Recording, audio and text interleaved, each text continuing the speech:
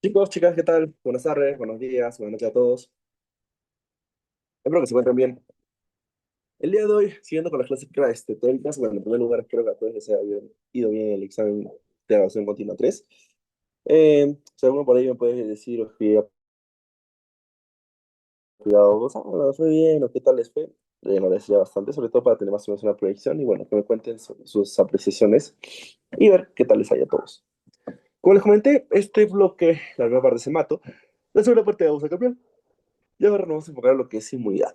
En la inmunidad nosotros tenemos que entender en cuenta que esto es, a ver, básicamente ¿de qué? Del sistema inmune. Entonces, en el sistema inmune nosotros podemos dividirlo en dos.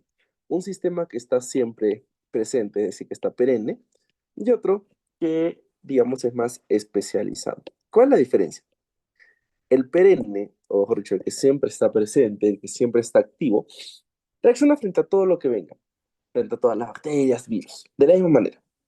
Pero el especializado es mejor, porque, como su propio nombre lo dice, es especializado. Va frente justo a la bacteria o al virus específico que esté atacando. Entonces, de esta manera, este es mucho más efectivo. Por ejemplo, si nosotros tenemos unos 3 4 días de una infección, vamos a formar inmunoglobulinas. Y es aquí donde entra justo esta parte de que son especializados.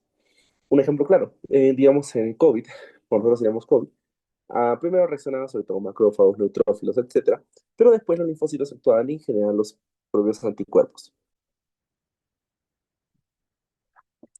Pero hoy ya no vamos a hablar de esto, sino vamos a hablar de este sistema que se encuentra perenne, que está activo siempre, que reacciona frente a cualquier infección que tú tengas, pero no es específico. Es decir, que su límite tiene, bueno, o mejor dicho, su defensa tiene un límite. Va a poder atacar de forma general, pero no va a poder llegar a más. Y este es de lo que estamos hablando, que es decir, la inmunidad innata. Es decir, aquella que tú estás presente o que la tienes desde el momento que naces. O mejor dicho, que está siempre activa 24/7 en tu cuerpo. A no ser que te hagas una inmunodeficiencia, que ahí sí sería diferente.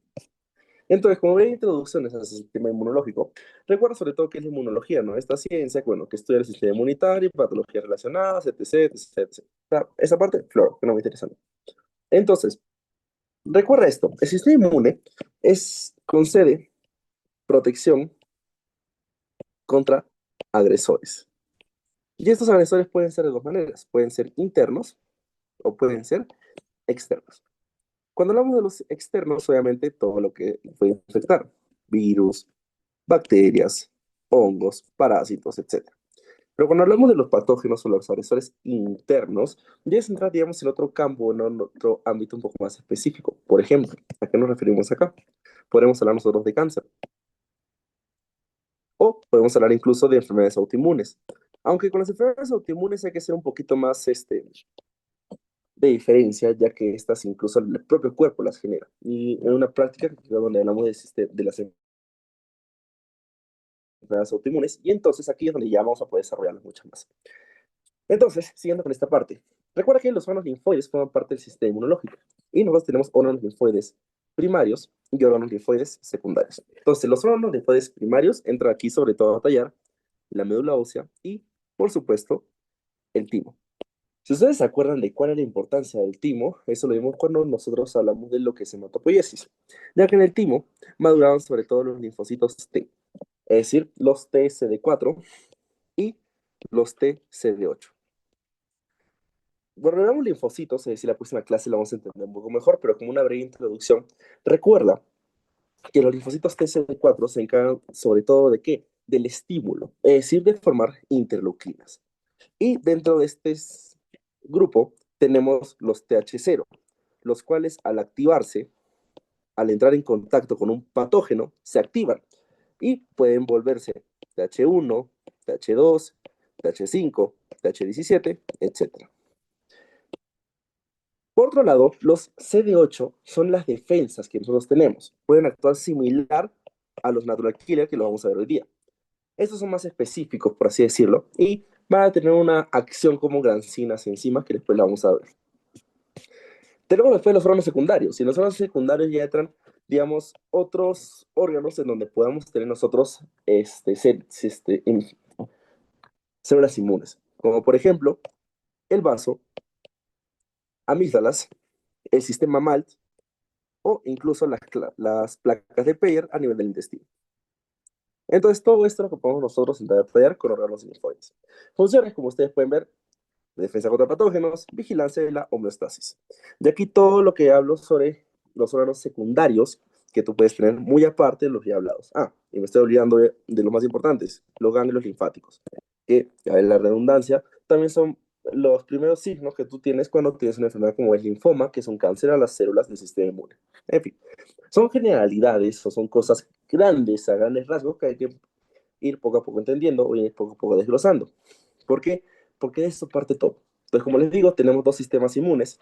Tenemos el sistema innato y el adquirido. El innato es donde está todo lo que corresponde a las defensas generales o globales que tiene el cuerpo. Y lo adquirido ya es algo más específico. Y es por eso que tenemos que hacer esta diferencia. La inmunidad innata, como te digo, pues sí va a responder a todo.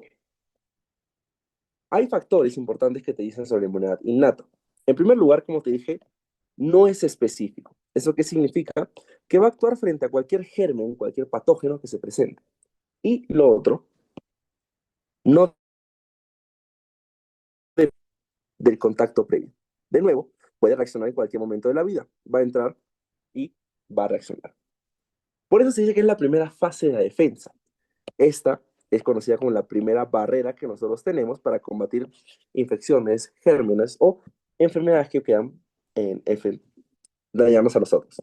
Lo importante de esta es rápida, es lo bueno. Pero ¿cuál es el problema? Esto desaparece por completo. ¿Eso qué significa? Que no deja una memoria. Y acuérdate de eso, no deja memoria.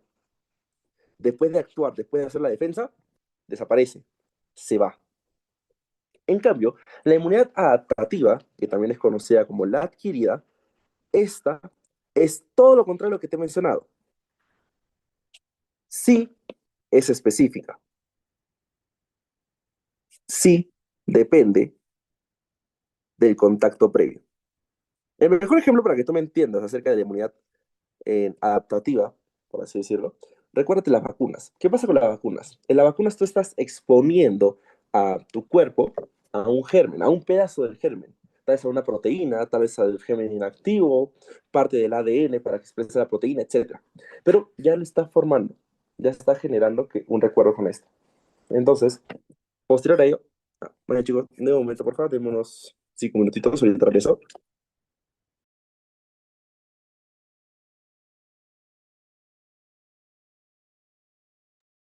Digo chicos, ahora sí, sigamos, pido perdón.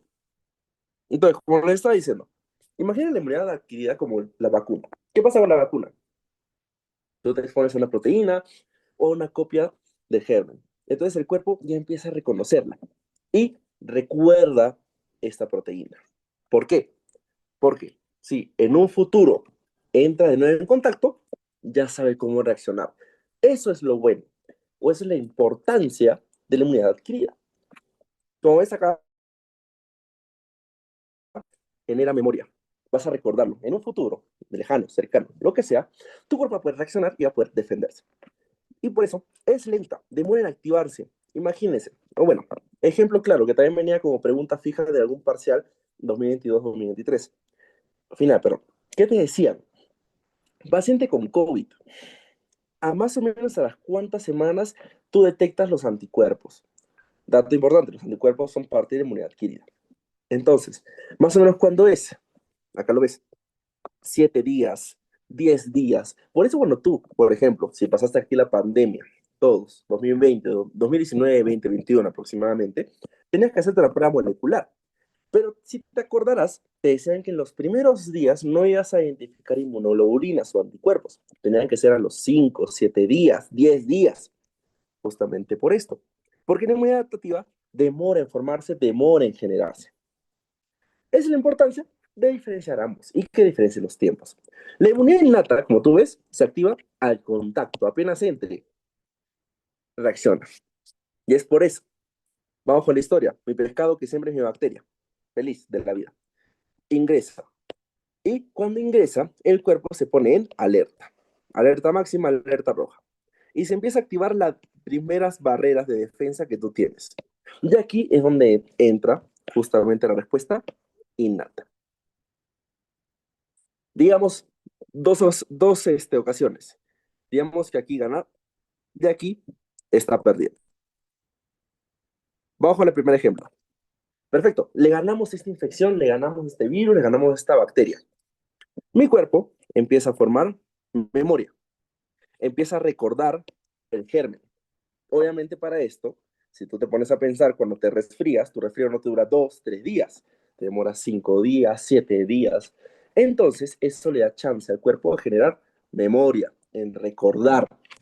Por eso, cuando haya un segundo contacto con este mismo germen, esta misma bacteria, aquí de frente va a salir la inmunidad adquirida, a atacar.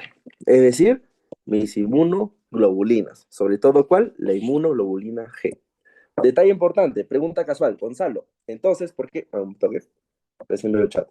¿Se puede decir la inmunidad innata participa en los neutrófilos? Sí, exacto. En la inmunidad innata, como vamos a ver, son los neutrófilos principalmente. Neutrófilos, macrófagos, mastocitos, eosinófilos, monocitos. Y en la adaptativa son los linfocitos, que justamente tenemos los T y los B. Los T, TCD4, TCD8, y los B, que forman anticuerpos. Perfecto, Daniel, buena diferencia que se hace. Entonces, lo que les decía acá, puede surgir una pregunta, que el otro te diga, chicos, ¿por qué entonces, cuando nosotros nos resfriamos, nos volvemos a resfriar? ¿Por qué el cuerpo no genera una defensa? ¿Por qué no evitamos el resfrío? ¿Qué es lo que sucede? Y sobre todo, ¿por qué año tras año salen tantas vacunas de influenza? ¿Cuál es el problema? El problema es que hay ciertos virus que son vivos, que son moscas. ¿Y qué hacen? Cambian su forma, cambian la forma de las proteínas, cambian su conformación, cambian sus receptores, cambian su CD, sus clases de diferenciación. Entonces hace que el cuerpo ya no los identifique de la misma manera como lo hacía el año pasado. Por eso es que anualmente sale la vacuna de influenza, que en teoría todos deberíamos estar vacunados, pero obviamente no lo cumplimos y también porque falta de dosis. Y esa es una de las características importantes que tienes que saber. Uno de los virus que más muta es el virus de la influenza. Por eso año tras año salen vacunas con la nueva cepa, por así decirlo. Lo mismo con el COVID. El COVID empezó a mutar. El COVID tuvo diferentes formas. Uno era Orión, creo, algo así. Bueno, no me... Omicron, gracias. Omicron. Entonces, también había cambiado su conformación, cambiado también las proteínas que expresaba, y por eso el cuerpo también podía haber una recaída. Por eso hablábamos de la segunda, tercera, cuarta, quinta, sexta ola. Entonces, sí, hay cosas o hay formas en donde el cuerpo no puede tampoco ser al 100% efectivo, justo porque las bacterias y los virus cambian, sobre todo cuando usamos bastantes antibióticos. Ahí se vuelven inmunoresistentes, o bueno, resistentes a los antibióticos, las bacterias, y te generan mucho más daño. Pero ese es otro ámbito que cuando tú lleves fármaco ya lo explorarás mejor, porque ahí hablar de eso es peor. Segundo escenario, estamos perdiendo la guerra. Entonces, aquí, digamos, pasados 5 días o pasados siquiera 72 horas, no hay problema, se activa la respuesta adquirida. Es decir, el cuerpo toca la puerta a los linfocitos y le dice, ¿saben qué, chicos? Estamos perdiendo, necesitamos algo más específico, algo más rápido, que nos ayude. Y es aquí donde entran los linfocitos y te forman inmunoglobulinas. Pero en este caso, la primera inmunoglobulina que forman, la inmunoglobulina E. De esta manera, entonces es como toda la parte inmune se relaciona. Dos escenarios, si ganaste la guerra o la estás perdiendo. En una generas memoria a través de los linfocitos, o en la otra los linfocitos ya se activan porque estamos perdiendo la guerra, o se está extendiendo muchos días. IgM formas en estos momentos cuando estás perdiendo la guerra o está durando varios días. IgG cuando ya ganaste la guerra, digamos, con Chile en 1970 y ahora en 2026 te quiere volver a atacar. Ya recuerdas cómo te atacó, entonces ya sabes cómo defenderte. IgG. Pero esto es la versión grande. ¿Por qué? Porque hoy día lo que nos vamos a especificar nosotros es la inmunidad innata. Entonces, la inmunidad innata, como te dije, es la primera línea de defensa que nosotros tenemos. No es específica y carece de memoria. Recordamos que la que es memoria es la inmunidad adquirida. Por el mismo hecho de ser innata, este dato es importante.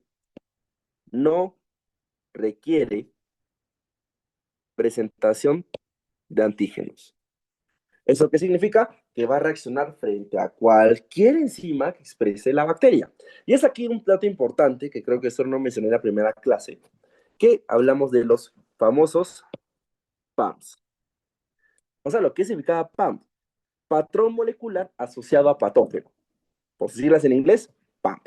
Entonces, aquí es donde tú entrabas los 5.000 o los 50.000 PAMs que podía expresar la bacteria. Por ejemplo, lipopolisacáridos, prostaglandinas, proteoglucanos, el ADN bacteriano. Cualquiera de estos va a ser identificado por las células de la inmunidad innata. Gonzalo, pero ¿cómo lo identificas? ¿Qué es lo que haces? Las células de la inmunidad innata, como por ejemplo los neutrófilos, o digamos macrófagos, o eosinófilos, o etcétera, lo que quieras, tienen receptores para estos PAMs, que se agrupan en diferentes familias. Tienes la familia TLR, que es los Toll Like Receptors, los NLR, los Not Like Receptors, o también los RLR, creo que eran los Rich Like Receptors. Entonces, son diferentes grupos que tú tienes. Recuerda, aquí tú no estás presentando, lo que estás haciendo es reconocer a la bacteria, reconocer al virus, a través de lo que expresa. Por ejemplo, las bacterias expresan sobre todo lipopolisacáridos, proteoglucanos, o incluso los flagelos. ¿Recuerda tu bacteria Helicobacter pylori que tiene sus flagelos ahí bien bonitos? ¿Qué hace el cuerpo? Identifica esos flagelos. Identificando solo una parte, ya empiezan a actuar. Entonces, esto es solo reconocimiento, lo reconocemos, no lo presentamos. El mismo neutrófilo lo reconoce, el mismo macrófago lo reconoce. Ellos mismos actúan. No necesitan a nadie que les dé la mano. Hay una lista grande, déjenme buscarla porque me acuerdo que tenía una foto de eso en el ciclo pasado. Entonces, apenas la localice, se las comparto por el grupo, porque había una lista gigante de los lipopolisacáridos, de todos los receptores, y frente a cuál recetaban. Porque tú tienes todos los receptores tipo 2, 4, 6, 8, 10. O sea, tienes diferentes. Y cada uno de estos reacciona a elemento diferente. No se preocupen, se lo voy a buscar para que lo tengan, pues el doctor ahí, pues, ahí les pide, o para que por lo menos lo tengan más enfocado. Entonces, cuando nosotros hablamos de la inmunidad innata, uno pensará, tenemos las células, ¿no? Lo que les dije, monocitos, eosinófilos, macrófagos, neutrófilos. Pero también tenemos otra parte, que es lo primero que va a reaccionar, que son las barreras físicas. La barrera física, como la piel, también es una defensa que nosotros tenemos. Recuerda que la piel es el órgano más grande que nosotros tenemos en la extensión en sí. Entonces, todas estas barreras externas que nosotros tengamos también generan defensa, una defensa inmune. En este caso, estas solo actúan de por sí. No requieren un reconocimiento como las células, no, porque están presentes. ¿Cómo actúa cada una de ellas? Es lo que vamos a ver nosotros. Por ejemplo, la piel, ¿cómo actúa ella? Recuerda que es impermeable. Genera una barrera en sí física que puedas tener. Pero ¿qué es lo que sucede? Cuando tenemos una lesión en la piel, a ver, pues, llega temblor. Cuando tenemos una lesión, esto puede predisponer a que haya una infección. Por ejemplo, casos típicos, paciente con quemadura. ¿Qué sucede con este paciente? Tiene una lesión en la piel. Quemadura de grado 2. ¿Qué pasa usualmente? Se forma ampollas. Si ustedes alguna vez se han quemado y se forma una ampolla, es una quemadura de segundo grado. ¿Qué pasa? Cuando tú te revientas esa ampolla, generas una entrada. Ya generas una entrada por la piel. Y usualmente estos pacientes pueden ser mucho más susceptibles a una infección. Por eso, recuerden chicos, una quemadura nunca reviente las ampollas. Se ve grande, no importa, que se infle, no hay problema. Nunca la revientes. Se va a reabsorber. Está generando una defensa a tu propio cuerpo. Luego, mucosas. Por ejemplo, el moco. El moco mismo también puede atrapar gérmenes, atrapar bacterias, atrapar virus. Y, más importante, a nivel de las mucosas, sobre todo a nivel del sistema respiratorio, tenemos nuestros famosos cilios. Recuerda que los cilios actúan como una escoba, como un cepillo. Van y vienen, van y vienen. Tienen este movimiento ciliar. por el mismo epitelio, recuerda que es un epitelio cilíndrico ciliado, en fin. Entonces, por este movimiento ciliar es como nosotros desplazamos todo lo que tenemos adentro. ¿Qué pasa cuando tú te resfrias? ¿Qué expectoras? Expectoras toda tu flema, ¿no? Todo el moco que tú tienes.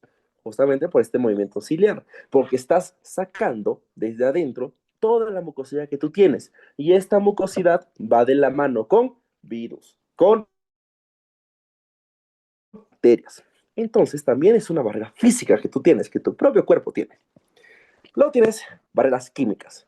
Por ejemplo, aquí que entramos, fluidos corporales, lágrimas, lubricante que tiene los ojos, evitan también.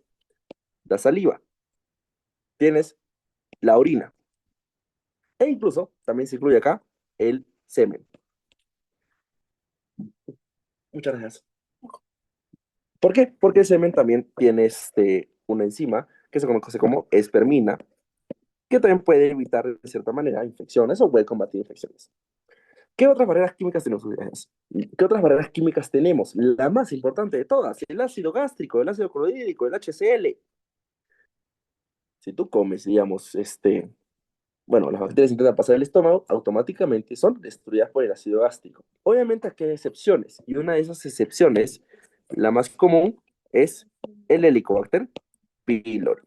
Pero el Helicobacter pylori es más especial, porque ella tiene una enzima que te produce ureasa. Bueno, la ureasa que te produce al final una capa alrededor del Helicobacter pylori que le va a proteger del ácido clorhídrico. Pero esa es una parte bonita, pero diferente, que no nos interesa ahorita. Te lo pongo igual como un pero. H. pylori recuerda que evita el ácido gástrico. O también a veces comidas mismas o incluso parásitos que al final se alojan a nivel del intestino que logran pasar toda esta barrera. Y por último, barreras biológicas. Y aquí quienes tenemos la flora.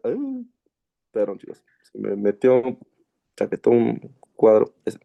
Ya. Tenemos la flora bacteriana endógena. Bien, aquí cuántos han tomado enterogermina.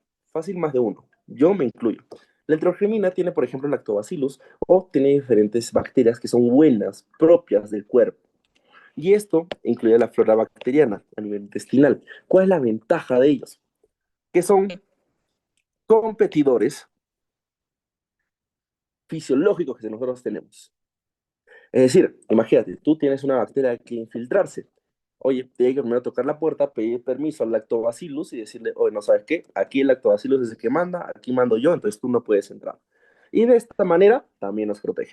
Entonces, todas estas barreras fisiológicas, o mejor dicho, las barreras externas, son las que tú tienes para combatir infecciones en un primer momento. Pero digamos que la bacteria logró pasar. Si logra pasar estas barreras, es ahí donde se activa la segunda línea de la inmunidad innata. ¿Cuáles son? Las células inmunes. Macrófago, neutrófilo, eosinófilo, monocito. Vamos un poco acá. Acuerdan de las citoquinas y hematopoiesis, sobre todo que a veces pueden preguntarlo, pero ahí tienes un recuerdo. Entonces, aquí es centrado lo que yo te mencioné antes. Células fagocíticas, células liberadores mediadores y los natural killer. Esas son normalmente las células que nosotros tenemos o cómo empiezan a actuar. Me explico. Aquí están las bacterias, virus, todo lo que quiere infectar, ¿no? Primero choca con las barreras físicas. Pero ok, pasó. Cuando pasa, va a llegar la inmunidad innata. En la inmunidad innata, entonces ya hablamos justo de la inmunidad celular que tenemos, es decir, los neutrófilos, macrófagos, eosinófilos, monocitos, ¿no? Que actúan acá. Y aquí es donde entran las células fagocíticas. ¿Por qué? Porque porque los neutrófilos y los macrófagos realizan fagocitosis. Se comen a la bacteria y la destruyen, o se comen el virus y lo mantienen adentro. Entonces son células fagocíticas. Hay otro más, o hay otro amigo que también se incluye acá. Hay otra vía, que es justo el sistema de complemento, que también actúa a este nivel, y después vamos a hablar de esto. Pero ok, logró pasar la inmunidad innata, entonces sigue la inmunidad adquirida. En la inmunidad adquirida aquí tenemos justamente ya nuestros hermosos linfocitos. Linfocitos T, linfocitos B. Algunos van a producir citoquinas, algunos van a producir inmunoglobulinas. Y eso ya vamos a ir a entrar a detallar después. Entonces, con un pequeño dato acá, también tenemos que hacer esta diferencia que son los PAMs y son los DAMs. Entonces, entrar un poco más a detalle. Ya te mencioné un poco de los PAMs. Te dije que los PAMs son estos patrones moleculares asociados a patógenos. En otras palabras, son fragmentos, perdón, son fragmentos de los patógenos. De aquí, ¿a quiénes podemos incluir? ¿O qué podemos incluir? Bacterias, virus, hongos. ¿Y qué fragmentos me pueden dar? Ya te mencioné antes. Flagelo, liposacáridos, proteoglucanos, ADN bacteriano. Pero además de los PAMs, también tenemos otra familia que son esto de acá, los DAMs. O sea, lo que son los DAMs. Patrones moleculares asociados a daño. Esa es la diferencia. Entonces, ¿cómo se explica esto?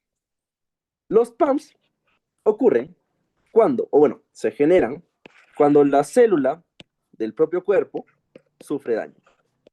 Mi célula, digamos, la célula de la piel, no sé, sufre daño. Cuando sufre daño, esta genera bueno,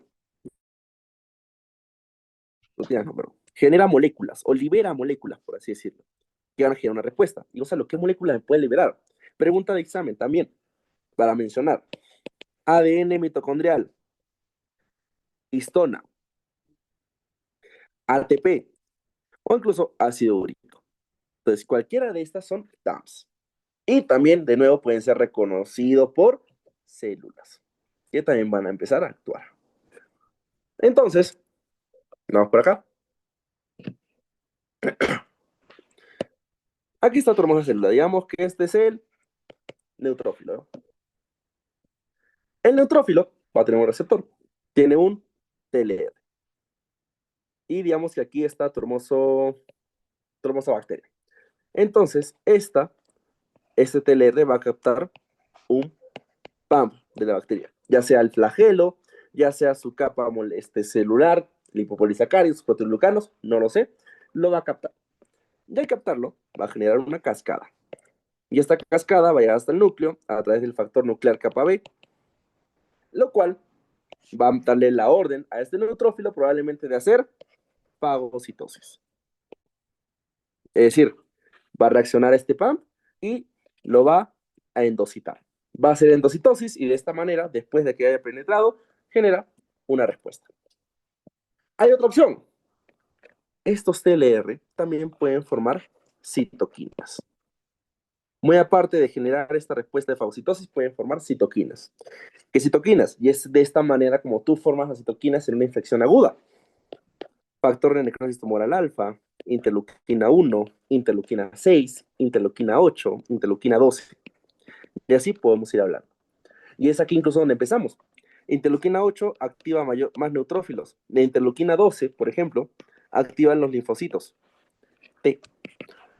Entonces, todo parte de la inmunidad innata. Si bien es cierto, puede hacer fagocitosis, por otro lado también te pueden formar citoquinas. Entonces, una vez, repito, la bacteria entra en contacto o es reconocida por la célula inmune de la inmunidad innata, y en este caso hablamos del neutrófilo, genera una cascada, y esta cascada puede hacer que forme citoquinas, o por otro lado, va de frente, vaya a hacer una fagocitosis. Y eso es más o menos lo que está expresado en estos gráficos, de esta manera para entender un poco más sencillo, para que no te mates o lo tengas un poco más claro. Pero bueno, luego esto es ya lo más o menos lo que te he explicado yo, que es acerca justo de los receptores de patrones de reconocimiento. Y en estos receptores de patrones de reconocimiento es lo que te dije de la familia TLR, RLR, NLR. Estos entran acá. Solo que, bueno, digamos que algunos te lo dividen. Tienes diferentes patrones, algunos secretados, endocíticos o de señalización.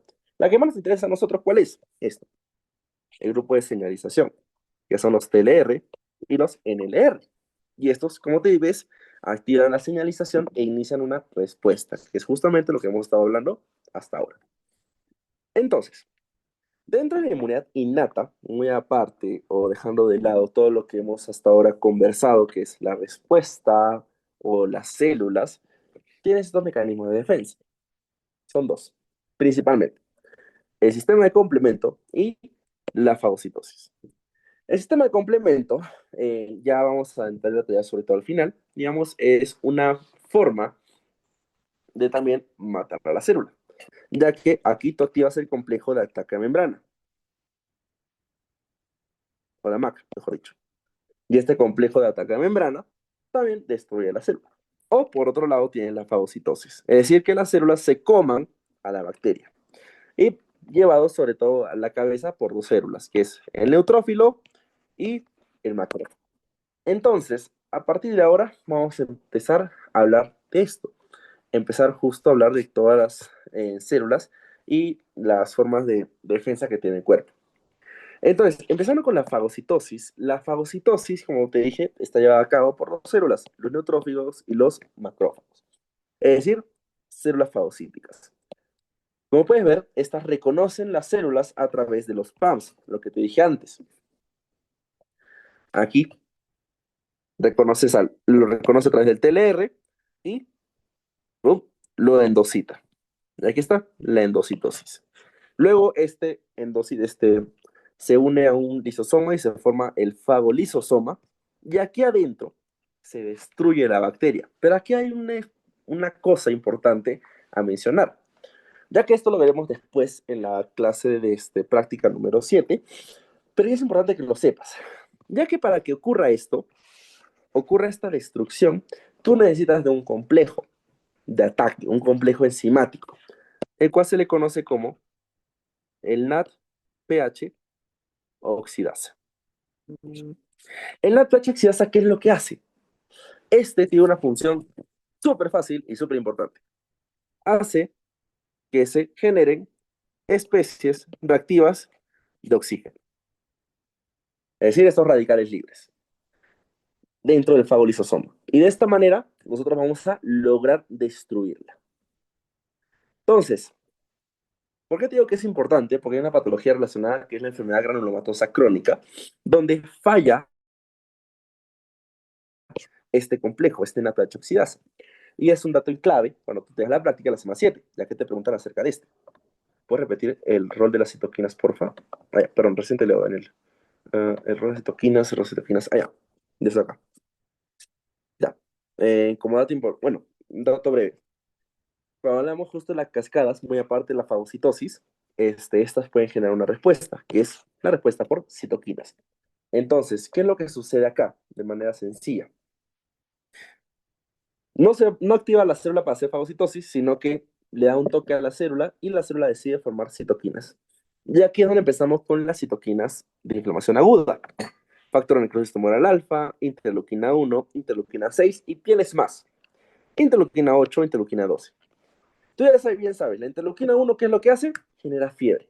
La interleuquina 6, ¿qué es lo que hace? También puede fomentar mayor actividad de las células inmunes, o por otro lado, formarte la famosa epsidina y al final llevarte anemia inflamatoria. La interleuquina 8, a grandes rasgos, activa o se encarga de la activación de más neutrófilos. Y la interleuquina 12 se ha visto relacionada en la activación de los linfocitos T. Es decir, como justo mencioné esto al final, desde este momento, desde que ya entra en contacto la bacteria con la inmunidad innata, ya, un poco, cuidado que se está manchado, ya se genera un estímulo para que los linfocitos estén empezando a activarse, que estén empezando a moverse, que ya estén empezando ahí a estar atentos a lo que venga después. Ahora sí, siendo con esto, entonces las citoquinas funcionan como precursores de interleuquinas. No, es que ese es mi detalle, que creo que ustedes no saben. Las citoquinas son interleuquinas. Me explico. Citoquina es igual a interleuquina, solo que tienes diferentes tipos de citoquinas. Tienes interleuquinas 1, 2, 3, 6, aparte de eso tienes factor de necrosis tumoral alfa, aparte tienes el interferón gamma, entonces tienes todas ellas. Todo ese conjunto se conoce como citoquina. Entonces, dentro de las citoquinas, si las desglosamos una por una, tienes todas estas. Son solo la familia general. Solo esa es la diferencia, ese es el nombre. Uy, Dios. Sí, exacto. Entonces, hay que tenerlo eso en cuenta. No, no, es lo que proponía. Ujú. Entonces, como estábamos hablando justo de NADPH oxidasa, es importante, sobre todo cuando nosotros hablamos de la enfermedad granulomatosa crónica. Ahora, como te digo, este es un complejo. Y en este complejo entran diferentes partes. Aquí voy con esto. Vamos a hacer un gráfico acá hermoso. Y aquí está tu fagolisosoma. Entonces, dentro del fagolisosoma, por ejemplo, todo esto que voy a graficar son las partes del complejo. Son las partes de la NADPH oxidasa. Tienes por ahí el P67-FOX. Tienes, por ejemplo, el GP91-FOX. Tienes el P47-FOX. Tienes el P40-FOX. O incluso el P22-FOX. Entonces, como ves, todo esto, todo esto de acá, es el complejo NADPH oxidasa. Todas estas moléculas, enzimas, proteínas, como quieras decirle, se tienen que unir. Si no están todas unidas, no se va a activar. Por eso hay una enfermedad acá relacionada, que es la enfermedad granulomatosa crónica. Y en esta enfermedad, ¿qué es lo que sucede? Una de ellas puede fallar, es decir, puede que no se esté expresando por error a nivel cromosómico o a nivel genético. Entonces, basta que una no se exprese para que este complejo falle. Si este complejo falla, disminuyes la producción de especies reactivas de oxígeno o superóxidos. Y si pasa esto, disminuye este, la lisis de la bacteria o la destrucción bacteriana, como quieras decirle. Y de esta manera, el paciente sigue con la infección o se vuelve a infectar y esto hace que sean muy susceptibles. Incluso si ven ustedes en la semana 7 chismean un poco ahorita y entran a su manual, van a chequear que les habla acerca de esta enfermedad, granulomatosa crónica, de un paciente que tuvo neumonías a repetición, que tuvo diarreas a repetición, por los mismos gérmenes, ya que este complejo nunca funcionó. Entonces, dato importante, dato a tomar en cuenta para que tú lo sepas y obviamente lo tengas targado. Ahora sí, vamos a hablar un poco más de las células, de momento que chicos que quiero comer. Está seguro. Está rico, pero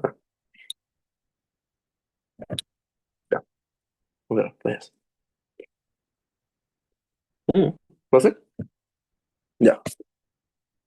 Y ahora sí, empecemos con la parte de las células. Y empezamos con los granulocitos. Con, tú sabrás, cuando hablamos de granulocitos, los granulocitos hablamos que son células que tienen obviamente granulos en su interior. Dato importante, los gránulos también son por generaciones. Tienes gránulos primarios, gránulos secundarios y gránulos terciarios. Y cada uno se va a ir expresando o vas a tenerlo en la célula según el estadio. Me explico. La producción de las células granulocíticas demora entre 7 a 10 días.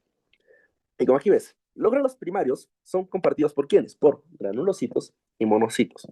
Pero mientras este va madurando, ya los granulos se empiezan a diferenciar en secundarios y terciarios y va a depender en qué célula nos encontramos. Sobre todo, cuál es la que más se especializa o la cual es la más preguntada, los granulocitos. Entonces aquí ves justo esta división que tienes. Los granulos de las células mieloides o mielonocíticas, hasta aquí tienes granulos primarios. Y después se diferencian. Por aquí se va la vía macrófago y luego se va tu vía de granulocitos, o mejor dicho, los neutrófilos propiamente dichos. Aquí va a tener granulos secundarios y, ¿cómo se llama? Y aquí los granulos terciarios. Y es aquí donde vamos a empezar a hablar. Y vamos a hablar sobre todo de quiénes, de los primeros amigos que son los neutrófilos. Entonces, como mencionamos, los neutrófilos también son conocidos como granulocitos, por la mayoría de gránulos que tiene en su interior, por la mayoría de gránulos que tiene en su citoplasma. Ahora, los neutrófilos, si te acuerdas un poco, maduran en la médula ósea. Primero son mieloblastos, promielocitos, mielocitos, metamielocitos, los abastonados y luego los segmentados. Entonces, esas son las diferencias que tú tienes, o más o menos como, si, como los catalogas. Ahora, en la línea esta que te he mencionado, vamos a graficarla acá, mieloblasto, en promielocito, luego tienes el mielocito propiamente dicho, mielocito, luego el metamielocito, luego tu banda, o bueno, el abastonado, como quieras decirlo, y luego tu hermoso neutrófilo segmentado. Digamos, es la línea evolutiva que tiene tu neutrófilo. Entonces, dentro de esta línea evolutiva, los gránulos también van a ir madurando, de gránulo primario a gránulo terciario. Y es aquí donde tienes que identificar bien dónde se encuentra cada uno. Por eso empezamos con los gránulos primarios. Los gránulos primarios, principalmente, tú lo vas a encontrar ¿dónde? En el promielocito. Promielocito. ¿Qué características tienen estos gránulos primarios? Son los más potentes y contienen mieloperoxidasas, enzimas bactericidas o el lisozima contra la pared bacteriana. Entonces, como ustedes pueden ver, este es uno de los más potentes, ¿no? Pucha, mejor me quedo con estos. Sí, pero no son tan específicos y como ustedes ven, es una línea evolutiva anterior. Después vamos con los rasgos secundarios, que son un poco más específicos, y estos empiezan a presentarse desde el mielocito. Y aquí que tenemos lactoferrina, colagenasa y componentes del NADPH oxidasa. Aún no está de todo formado, pero ya están empezando a estar presentes. ¿Cuál es la función acá? Degradación tisular, producción sobre todo de radicales libres. Y eso es importante, ya no contiene peroxidasas. Y por último tienes los gránulos en sí terciarios. Los gránulos terciarios ya presentes casi para el final de la línea evolutiva, es decir, hacia esta zona, para el metamielocito, para los abastonados o ya para el mismo neutrófilo segmentado. Es decir, ya estos terciarios están casi al final, en las últimas líneas evolutivas, a partir de acá. Ahí es donde empieza a crecer, o empiezan a estar más presentes. ¿Y qué contienen? De nuevo, ya no tienen peroxidasa, pero tienen o contienen gelatina del eje colectivo. No tiene lactoferrina, pero Gonzalo, ¿qué más tienes? Tienes catepsinas. ¿Qué más? Meta, metaloproteinases. Entonces, estos son los terceros que ya empiezas a tener en este grupo. Esas son las diferencias. ¿Y por qué te lo digo? ¿Por qué te lo resalto? Porque han venido preguntas anteriores donde te han mencionado acerca de estos gránulos, en qué línea evolutiva se presentaban o qué contenía su interior. Entonces, estos datos son importantes para que sepas diferenciarlos o sepas qué tiene cada uno de ellos. Un ratito.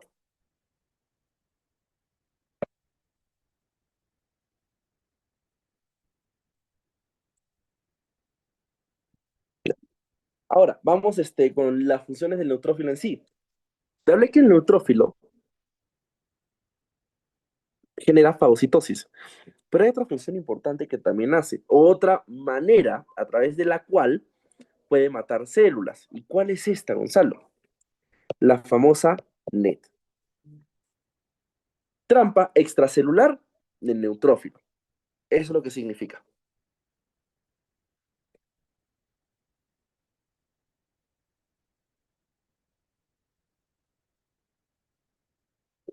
Trampa extracelular de neutrófilos. Ahora, ¿cómo expresas o cómo funciona esta? Mira, imagínate que este es tu hermoso neutrófilo. Entonces, el neutrófilo a veces se puede comer a la bacteria, pero a veces puede hacer algo diferente. Va a lanzar una red. ¿A dónde?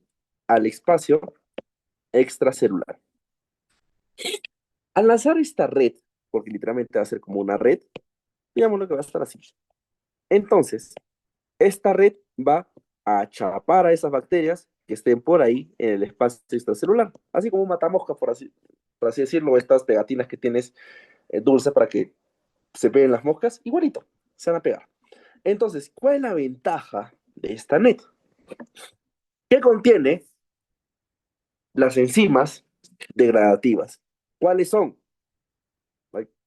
Así. ¿Cuáles son?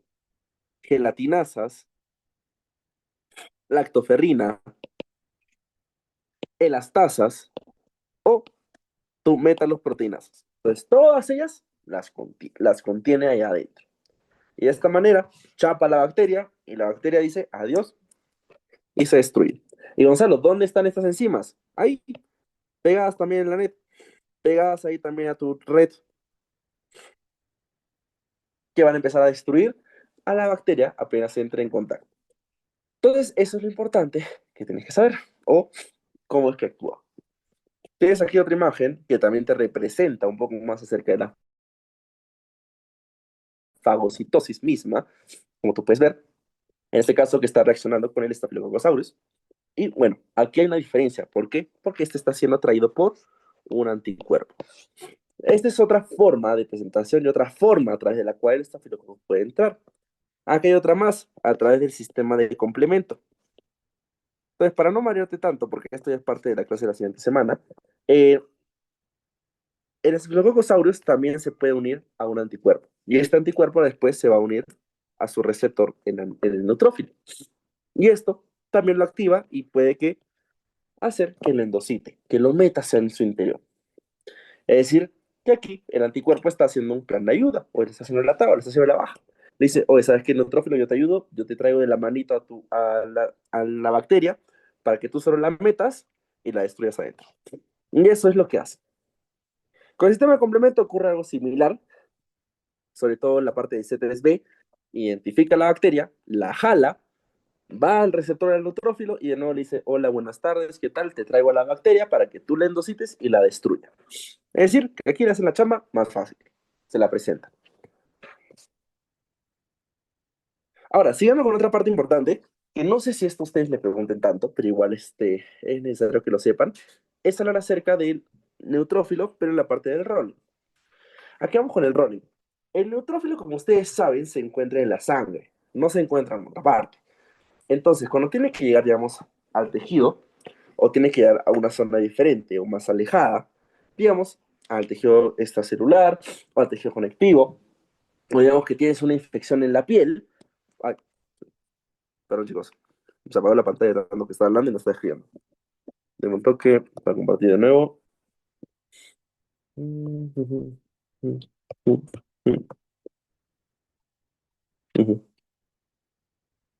¿Ves? Ya. Entonces, para llegar hasta la zona de la piel, tiene que desplazarse. Está en la sangre, está en la arteria. Entonces, tiene que llegar hasta ahí. ¿Cómo lo hace? A través de ese sistema llamado rolling. Me acuerdo que tenía una doctora, ustedes nunca no la van a poder gozar, que era ¿cómo era? La cubana, ahí está. Era una eminencia en inmunología, pero te hacía llorar. Y le decía a todos como mierda. En fin, así era la doctora, así se expresaba. En fin, ¿qué puedo hacer? Entonces, te hablaba bastante de algo, del endotelio de la vénula postcapilar. Y te decía que a este nivel ocurría esta parte del rolling. Entonces, vamos allá. ¿Qué sucede? En la parte donde hay daño, digamos, daño en la piel, para que me entiendas un poco la historia, ¿qué es lo que sucede? Recuerda que aquí se secretan DAMS, ¿no? La bacteria está en la piel, genera daño. Pero también hay otra situación. En la misma piel, tú también tienes células inmunes, sobre todo, ¿qué? Macrófagos, tisulares. Entonces, tanto los macrófagos como el daño en la piel te van a formar señales de ayuda. Recuerda, la bacteria está en la piel, entra en contacto con el macrófago. Mira, acá está, justo lo que estoy hablando. Lo va, pero Gonzalo, el macrófago lo va a fagocitar. Sí, pero imagínate que en la piel están entrando 100 bacterias y tú solo tienes 10 macrófagos. ¿Pueden hacer frente? No, necesitan ayuda. Entonces, estos macrófagos van a empezar a estimular y a generar citoquinas. Y dentro de ellas tenemos, como sabes, la interleuquina 1, el factor en el registro humoral alfa, y también quimiosinas. Quimiosinas, Gonzalo, que eso nunca lo he escuchado en mi vida. Atrayentes. Es una señal de ayuda o de auxilio. Decirle, oye, ¿sabes qué? Vengan para acá, ayúdenme. Además de esto, en la misma piel tenemos células normales, ¿no? Entonces, las bacterias van a empezar también a atacar estas células. Y estas células pueden hacer un llamado de auxilio, van a empezar a llorar y también pueden atraer más neutrófilos, generar citoquinas, quimiosinas, etc. Entonces, ya habiendo hablado de esto, al mandar esta alerta o esta señal de ayuda, llegan acá, llegan a este nivel y ocurre el reclutamiento de los neutrófilos, este rolling, por así decirlo. Entonces, ¿qué pasa? En primer lugar, este endotelio va a estar inflamado, activado también por todas las citoquinas, quimiosinas que te digo, y va a expresar selectina, la selectina E y la selectina P.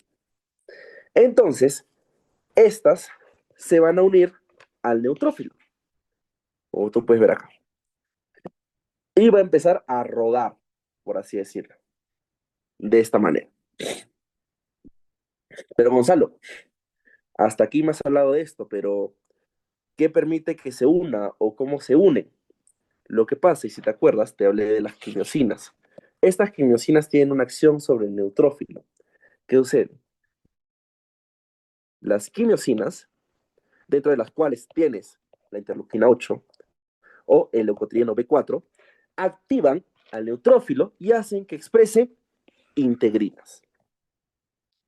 Entonces, estas integrinas hacen que este rodamiento sea más firme y en un momento sea la unión mucho más fuerte. ¿De qué me sirve que sea más fuerte? La integrina, una vez ha sido activada, o mejor dicho, se ha expresado en el neutrófilo, hace que se una, es decir, se ancle. Así como el ancla que tú lanzas para que tu barco no se vaya, literalmente así, se ancla. Entonces el neutrófilo expresa esta integrina.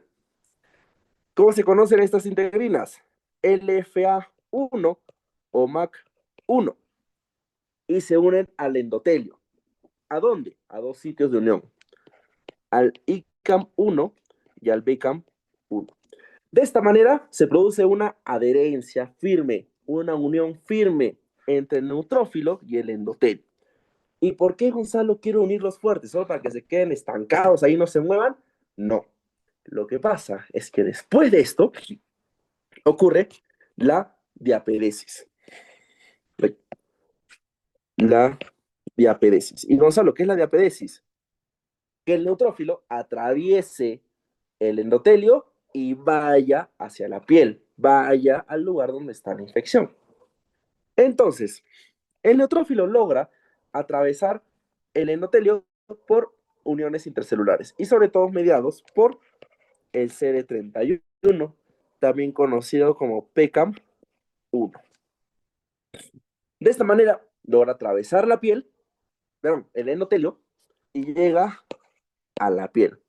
Una vez llega aquí, una vez está en esta zona el neutrófilo, tiene que ir hasta donde está tu macrófago, hasta donde está la infección, hacia donde está sufriendo. Entonces, es ahí donde también actúan las quimiosinas. Le pasan la voz y dicen, oye, chato, ven por acá, acá está la infección, tenemos que ir hasta este lugar. De nuevo, quimiosinas, interleuquina 8, leucotrieno B4, el C5A. Entonces, todos ellos lo van a traer, va a llegar hasta donde está la infección y ahí se va a poner codo a codo con el macrófago para combatir a todos y, obviamente, generar una respuesta, una defensa. De esta manera, de forma simple, es como podemos explicar el rolling. Tal vez haya mucho más que hablar, tal vez haya muchas más cosas que definir, sobre todo a quienes se une la selectina P y la selectina E. Sí, pero eso ahorita tal vez no te interesa tanto, porque al estar en Morfo 1 y al estar en el segundo ciclo recién, no te hacen tanto detalle, por lo menos nunca lo han hecho tanto en detalle. Más importa cuando llegas inmuno, y ya te empiezan a hablar sobre todo mejor de estos rollings y te empiezan a pedir que lo detalles mejor. Pero igual, una breve introducción, lo sabes. Y si te enseñan, ya lo tienes mejor. Entonces, esta es la misma imagen, lo que te he contado, en cómo atraviesa el neutrón. Ahora sí, como sabes, las defensas, y como de principio, no solo están mediadas por el neutrófilo y macrófago, tenemos más células. Y aquí está el eosinófilo, el monocito y el mastocito incluso. Entonces, vamos con el eosinófilo. ¿Cuál es la función importante del eosinófilo? La que siempre hemos hablado, ¿no? Defensa contra helmintos, contra parásitos.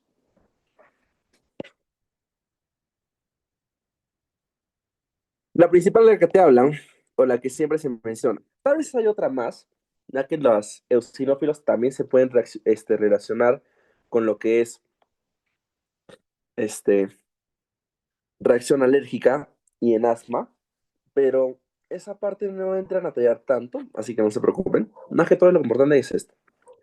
Entonces, como ustedes saben, aquí de nuevo, el eosinófilo tiene receptores para las partes del parásito. Y al reaccionar con estas, van a liberar gránulos. Y si tú te acuerdas lo que vimos en la primera clase, olvídate de esto no lo tomes en cuenta, esto no me importa ahorita, lo único que me importa es esto de acá, porque esto ya es inmunidad adquirida. Si tú te acuerdas, dentro de esos gránulos que tenía un sinófilo, te mencioné unos curiosos, con nombres raros. La proteína básica mayor, o si no, la proteína catiónica eosinofílica, o la neurotoxina eosinofílica, o la peroxidasa eosinofílica. Ojo, esta peroxidasa eosinofílica no es eritropoyetina, es diferente. Entonces, de esta manera, justo como estaban, se activaban o se podían generar las respuestas a través de la interacción justo con quién, con los parásitos. Hay otra forma de activación también. La interleuquina 5, por ejemplo, también la puede activar y eso es importante que ustedes lo sepan. Recuerden, la interleuquina 5 lo activa, genera la activación del eosinófilo. Y de esta manera también hace que esté activo, hace que libere sus gránulos, etc. O de otra manera, este, con el contacto directo. Pero además de esto, el eosinófilo también puede actuar como un presentador de antígenos. Y es aquí donde entra la otra parte. ¿Qué sucede? Cuando entra en contacto con el helminto, digamos que se jala esta partecita, se jala esta parte del flagelo que está cogiendo y lo forma como una proteína chiquita, como un antígeno. Este antígeno después puede ir a presentarlo a quién? Al linfocito T. Esto después lo vamos a aprender mejor cómo es esta presentación del linfocito, por aquí entran diferentes cosas. Aquí entran sobre todo los TCR y, bueno, diferentes proteínas que es todo este complejo y los complejos mayores de histocompatibilidad 1 y 2. Pero en fin, lo importante acá también puede actuar como presentadora de antígenos. Presenta la parte del elemento. Los linfocitos T se activan y al activarse linfocitos T generan una respuesta más específica o pueden hacer que la respuesta se fomente mucho más, ya que los linfocitos T también pueden formarte interleuquina 5. Y como te dije, la interleuquina 5 activa eosinófilos. Entonces, ¿es un círculo vicioso? Sí, puede actuar como círculo vicioso. Y eso vas a ver bastante en la inmunidad. Una célula activa a otra y esta célula activa a la primera. Todo es un círculo. O a veces la misma célula se puede activar a sí misma. Por ejemplo, interleuquina 8, libero, activa más neutrófilos. Entonces es ir jugando con cada una de estas cosas para saber justamente cómo actúa. Otro más, el eosinófilo también puede liberar interleuquinas, interleuquina 4, interleuquina 13. Estas dos activan macrófagos. La interleuquina 6, por ejemplo, aumenta la supervivencia de los linfocitos B. Entonces, todo esto que yo les estoy mencionando son parte de las funciones que puede cumplir el eosinófilo. No creo que te detallen tanto, pero sobre todo te van a mencionar esta última parte, o bueno, te van a dar más importancia, que tú sepas qué funciones cumple y a quiénes puede activar. Entonces, eso es lo que puede hacer el eosinófilo. Además, también puede estimular más neutrófilos y puede incrementar la vida de mastocitos incluso a través de estas moléculas. A ver, eso también se lo pongo. Genera proteína básica mayor, como les dije, y también genera la proteína catiónica del eosinófilo. Entonces, estas dos, si entran en contacto con el mastocito, pueden hacer que aumente la supervivencia de este. No solo atacan, no solo generan daño, sino que también pueden activarla y también pueden aumentar su supervivencia. O sea, Como ustedes pueden ver, las proteínas, los gránulos que tiene este eosinófilo, tienen diferentes funciones. ¿Es un poco mareado? Sí, no se los voy a negar. Es un poco mareado. Pero tienes que tomar en cuenta los diferentes escenarios. Contraelmintos, tóxicos. Contraelmintos, los mata. Pero con el mastocito, le aumenta la supervivencia. Luego, como te dije, puede generar más interleuquinas y, lo importante, la interleuquina 5 activa al eosinófilo en sí. Luego tienes a los basófilos, y con los basófilos no entran tanto en inmunidad innata, pero más que todo entran a tallar con la formación de histamina y de interleuquina 4. BCL también tiene una función, ya que esta puede ser presentadora de antígenos, y esto como un detalle. Todas las células, chicos, pueden actuar como presentadora de antígenos. O bueno, la mayoría. Hay unas excepciones, por ejemplo, las plaquetas no actúan como presentadora de antígenos. Y ha sido pregunta también de examen hace tiempo. 2 años, no, miento, 4 años. Entonces, la mayoría de células, sobre todo las que tienen núcleo, son presentadoras de antígeno. Se chapan o se jalan su flagelo, se jalan el polisacárido, lo forman bonito adentro y luego se lo llevan al linfocito T. Entonces, con el basófilo no voy a entrar a detallar tampoco tanto porque más que todo actúa sobre todo en procesos alérgicos. Más que todo producen histamina. Y como ustedes saben, los basófilos son la menor cantidad de células que nosotros tenemos en el cuerpo. Lo que nos interesa más, por lo menos, es hablar acerca de los mastocitos, que pueden tener una función un poco mayor. Los mastocitos en sí los puedes encontrar más en piel, en mucosas, en vasos. Y, como ustedes saben, estos que contienen, a veces, contienen histamina, heparina, proteasas o factores quimiotáxicos. Entonces, la unión, mayormente o más común, ¿cuál es? A través de los alérgenos, ya que este mastocito actúa gracias a la inmunoglobulina E. Y ahí me va a decir, pero Gonzalo, epa, eso es inmunoglobulinas, ahorita no estamos con inmunoglobulinas. Sí, pero también puede tener más receptores y tiene más activadores. Por ejemplo, ¿con quiénes? Acá están. La temperatura y la presión puede activar al mastocito. Sí. Traumas, opioides o otros receptores. Por ejemplo, es el que te dije, la inmunoglobulina E. Esto lo entramos a tallar ya la próxima clase, cuando hablemos sobre todo de reacciones de hipersensibilidad, ya que está relacionada con la tipo 1. Pero también tienes más. Neuropéptidos, productos de las microbios en sí, citoquinas, quimiosinas o factor de complemento. Entonces, cualquiera de estos también te puede activar los mastocitos. Y por eso está acá. Bacterias, helmintos, hongos, virus, a través de qué TLRs reaccionan. Entraron a ese detalle. Productos de la microbiota, de los microbios, productos de las bacterias, productos de los gérmenes, también entran en contacto con este mastocito. Cada uno tiene su propio receptor. Por eso también les he puesto esta tablita más o menos para que sepan. Los TLR, los más comunes que tú vas a leer, 1, 4, 9 reaccionan a partes de los helmintos. Los 1, 2, 4, 6 y 9, aparte de las bacterias. No a la bacteria en sí. Aquí es lo que te entra a ya que te dije. Flagelo, lipopolisacárido, proteoglucano, ADN bacteriano. El 2 y el 6 reaccionan a productos de los hongos. Y el 3 y el 7 a productos de los virus. Como te dije, dame un rato, dame un par de días, bueno, 2 días máximo, y voy a buscar esa fotito donde está catalogado todas las partes de los gérmenes y frente a qué receptor pueden reaccionar. Entonces, de esa manera reacciona y activan al mastocito. Ahora, ¿cuál es la función más importante del mastocito? ¿Qué es lo más importante que te forma? Histamina, proteasas, heparina y serotonina. Pero entre todos, histamina. Por eso es que el mastocito está mucho más relacionado a procesos alérgicos, no tanto a una unión en sí con gérmenes o bacterias.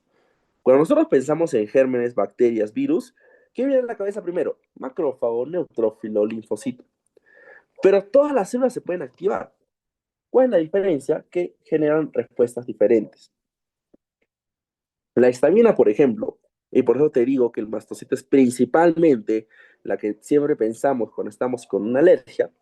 La histamina es la que te produce la broncoconstricción, la que te produce el aumento de moco, la que te produce que llores por el ojo, la que te produce el estornudo, la vasodilatación. Todo eso que tú tienes cuando entras en contacto con el polvo, el polen, pelo de gato, pelo de perro, que te genera toda esta reacción alérgica, es producto de la histamina, propiamente dicho. Luego tienes proteasas como la triptasa y la quinasa, heparina y bueno, otros factores quimiotáxicos, como ustedes pueden ver, que ya generan respuestas diferentes. Pero la principal que te dejes saber el mastocito es la histamina. Y la vas a ver, y la vamos a volver a ver, ya que esta entra a tallar después. Ahorita no. Vamos a verla sobre todo en la reacción de hipersensibilidad tipo 1, mediada por inmunoglobulina E. Luego, entonces, ya empezamos a hablar de los monocitos, ya que los monocitos tienen, sobre todo, granos primarios y secundarios, como hemos hablado, y tienen una actividad microbicida, reparación tisular y también una actividad antiinflamatoria. Entonces, de todo esto que podemos hablar acerca de los monocitos, lo más importante es que recuerda que después, cuando llegan las células, se convierten en macrófagos, pero depende en dónde estamos, ya que el monocito, digamos, es su forma antes de que seas residente, antes de que seas traumatólogo, cardiólogo, antes de que te decidas. Y cuando llega al órgano, ya se decidió. Por ejemplo, si llega al hígado, célula de Kupffer. Si llegas a nivel del sistema nervioso central, microglia. Si llegas a nivel del pulmón, macrófago alveolar. Si llegas a nivel del hueso, osteoclasto. Entonces, este monocito macrófago va a recibir diferentes nombres según el órgano al final en donde se encuentre. Pero en todos los lugares te cumple la misma función. ¿Y cuál es esa? La famosa fagocitosis. Lo más importante, que siempre tienes que acordarte. También puedes actuar, como te dije, como presentadora de antígenos. Y también te puede producir citoquinas, interleuquina 1, interleuquina 6, factor necrosis tumoral, no hay problema. Pero la más hablada, siempre más recordada, su fagocitosis. Entonces aquí entra a tallar eso, justamente. Eh, Y es lo que hablamos antes, que estaban justo contándote con el neutrófilo, que te formaba anión, NADH oxidasa, que te formaba una respuesta. Entonces, todo eso está justamente aquí graficado, que es lo más importante que tienes que recordar. Sacar el sistema de NADH oxidasa. ¿Tienes más? Mieloperoxidasas, y también puede presentar óxido nítrico. Pero el que juega un rol más importante es este complejo, produciendo aniones superóxido. Esas especies reactivas de oxígeno, estos radicales libres, los cuales te van a formar una, un ataque contra la misma célula que se encuentra adentro. Ahora, los macrófagos, si vamos a hablar un poquito incluso más a detalle, tenemos dos tipos de macrófagos. Y tenemos los macrófagos M1 y M2. Entonces, ¿cuál es la importancia entre uno y otro? El M1 es el macrófago que te he hablado hasta ahora en toda la noche. El macrófago que hace fagocitosis, el macrófago que te produce citoquinas, el macrófago que mata la bacteria, que se coma la bacteria. Ese es el macrófago M1. Pero también tenemos otro, que es el macrófago M2. El macrófago M2, ¿cómo se produce? Por la formación de interleuquina 4 o interleuquina 13. ¿Y cuál es la función de este? Reparación de tejidos y sobre todo lo más importante, control de la inflamación. ¿Qué sucede? En el cuerpo también tenemos reguladores de la inflamación. O sea, no es como que tú generes una respuesta descontrolada y ya está. Necesitas también un pare. Hay alguien que tiene que tocarla por decir, oye chicos, ya, muchos estamos atacando, muchas células estamos formando, muchos estamos destruyendo, por favor, bájenle un toque. Porque también, al formar tantos radicales libres, al liberar tantas lactoferrina, tantas proteasas, también puedes dañar las células de tu propio cuerpo. Entonces, este mismo cuerpo dice, ok, hay que ser inteligentes, no hay que hacer tanto daño. Y aquí es donde empiezan los M2. Los M2 controlan la inflamación, es decir, son células antiinflamatorias. Y estas generan una interleuquina importante, que es la interleuquina antiinflamatoria de elección del cuerpo. ¿Y cuál es esa? La interleuquina 10. La interleuquina 10 la vas a ver en bastantes situaciones. Por ejemplo, en cáncer. Porque el cáncer es vivo, el cáncer es malo. Y el cáncer sabe que necesita estas células antiinflamatorias para bajar la defensa. Por eso las atrae, las aumenta y hace que forme interleuquina 10 para que no lo defiendan. Otra situación donde tenemos también estas células antiinflamatorias, interleuquina 10, el embarazo. Va a ser un poco crudo, como voy a hablar ahorita, pero acuérdense de esto. ¿El embarazo qué es? Un feto en el útero, chévere. ¿Pero el feto acaso es natural o ha estado siempre en el cuerpo de la madre? No. El cuerpo al feto normalmente lo identificaría como un cuerpo extraño. Pero, que ese gran pero, el cuerpo es inteligente de la madre y dice, ok, no podemos matar al bebé, no podemos atacarlo. Entonces genera un ambiente antiinflamatorio, sobre todo al término del primer trimestre y sobre todo durante todo el segundo trimestre. Y aquí aumenta la formación de los macrófagos M2 y aumenta la interleuquina 10. Llévatelo como dato curioso, porque igual lo vas a ver después en situaciones extremas en la última clase teórica. Pero ya desde ya te hago una introducción de este. Me parece ver una sombra. Ya. Bueno, esto más acerca de otro ejemplo de fagosoma y cómo se genera. Y ahora sí, vamos con las células dendríticas. Entonces, las células dendríticas, ¿qué es lo importante? Son células que provienen de la línea linfóide.